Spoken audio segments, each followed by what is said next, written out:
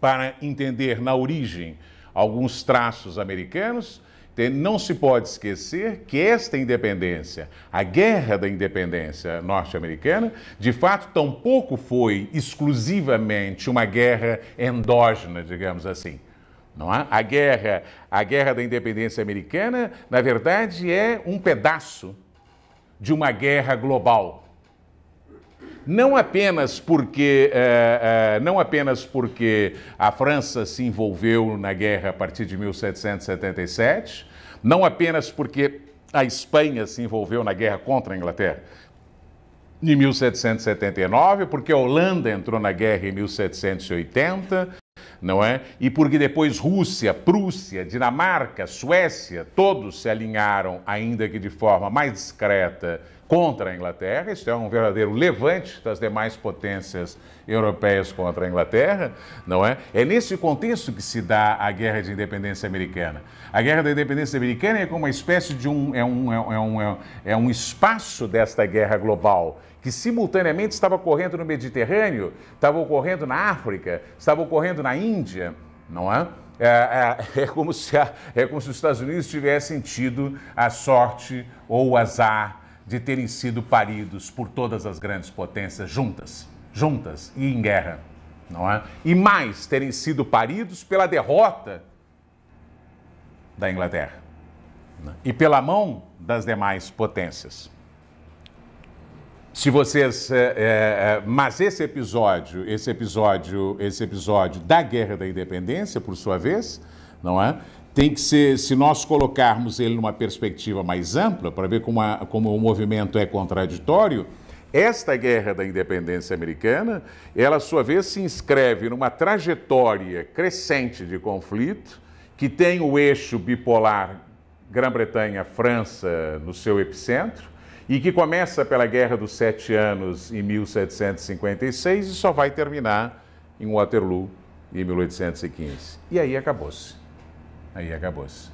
Tá certo? Então, esse é o interessante paradoxo desse nascimento, não é? Porque ela nasce da derrota da Inglaterra para as demais grandes potências. Quase todos os analistas militares reconhecem que, se for apenas pelas tropas de Washington, não ganharia. O conjunto do enfrentamento, não é nem os navios franceses, a Batalha de Yorktown foi a maior humilhação americana antes de Singapura, mas é o conjunto dos enfrentamentos em vários lugares que foi fragilizando a Inglaterra e a levou a aceitar a negociação de paz. Não é? Mas então, é como se a Inglaterra nascesse simultaneamente de uma derrota da mãe pátria, pela mão das demais grandes potências, mas ao mesmo tempo no bojo de uma gigantesca vitória da mãe pátria. Porque a Inglaterra ganhou a Guerra dos 7 Anos e a Inglaterra, enfim, pelo menos a ela, lhe tocou os louros das guerras napoleônicas. Despeito de que, efetivamente, quem tenha ganho, sim, tenha sido uma coalizão um pouco mais complexa, como todos nós sabemos. Mas, nesse período, prestemos atenção, não é um período qualquer. É exatamente nesse período que todas as grandes potências estão em guerra entre si e, portanto, com um déficit de atenção muito grande com relação à América. É nesse período onde se joga a hegemonia europeia e a supremacia imperial colonial dos europeus no mundo. É exatamente neste período, digamos, que os europeus estão ocupados com a sua guerra, que en passant passa pelos Estados Unidos, mas depois segue, né, que os Estados Unidos se independizam e se afirmam como Estado. De tal maneira que quando se instala, digamos assim, a Pax Britânica a partir do Congresso de Viena, em 1815, os Estados Unidos estão praticamente um Estado sob seus pés. Tá certo?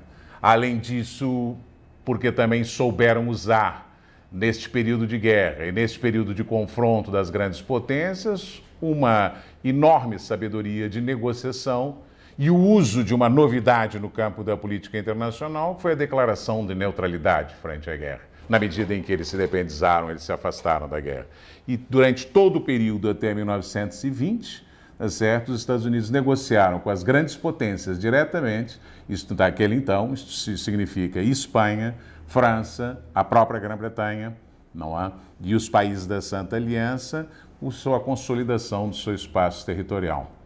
num momento de déficit de atenção, mas numa negociação com as grandes potências, que tinha como contraparte o fato de que, neste período, tá certo? E muito rapidamente depois da derrota inglesa, os Estados Unidos foram reabsorvidos pela Inglaterra como fornecedores de matéria-prima, de tabaco, de algodão, tá certo? Para atendimento, inclusive, das necessidades da própria guerra, da Inglaterra e dos demais. Por isso, a neutralidade norte-americana lhes foi extremamente útil do ponto de vista político, da formação do seu território e do ponto de vista econômico, da consolidação pioneira, não é?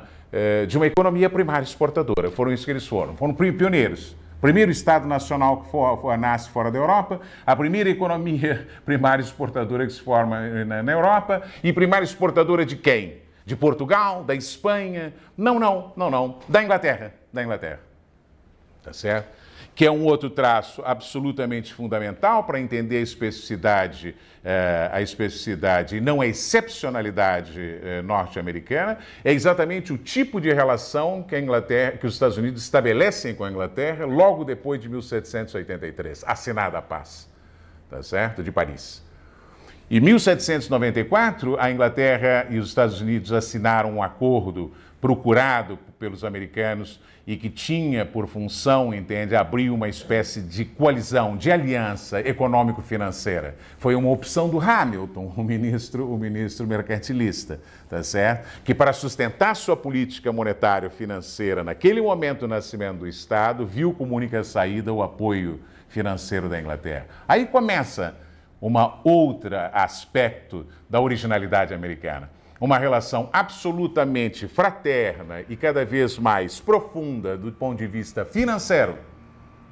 Tá certo? Isso já começa no final do século XVIII e se acelera a partir do século XX, quando a primeira onda de capital de investimento externo inglês se destina, sobretudo, para onde? Sobretudo, para os Estados Unidos.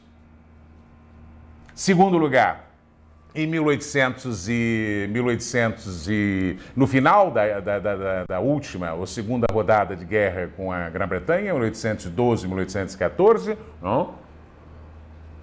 Os Estados Unidos assinam um acordo com a Inglaterra de preferência de uso da arbitragem em vez do enfrentamento militar, de tal maneira que, apesar de trepidações nas suas relações secundárias, entende? Já a partir de 1814, 15 e depois 1818, quando assinam um acordo de desmilitarização dos Grandes Lagos, os Estados Unidos é definitivamente o enfant gâté da Inglaterra, do capital financeiro inglês, da estratégia global geopolítica inglesa e do ponto de vista do comércio também.